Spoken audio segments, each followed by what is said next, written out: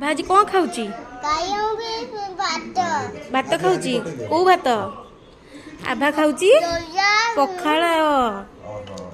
ଆଉ ଏଇଟା ହେଲା ଆଲୁ ଭର୍ତ୍ତା। ଭାତ ସାଙ୍ଗରେ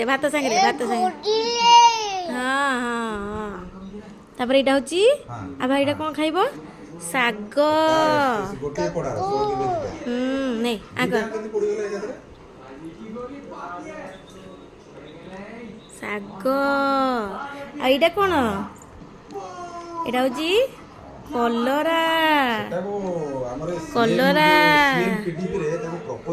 କଲରା ହଉଛି ଭାରି ପିତା। କହିଦେଲୁ ଟିକେ। କିନ୍ତୁ ଦେହ ପାଇଁ ବହୁତ ଭଲ। କଲରା ଖାଉଛି ମୋ ଧନୁ। କଲରା ଭଲ ଲାଗୁଛି।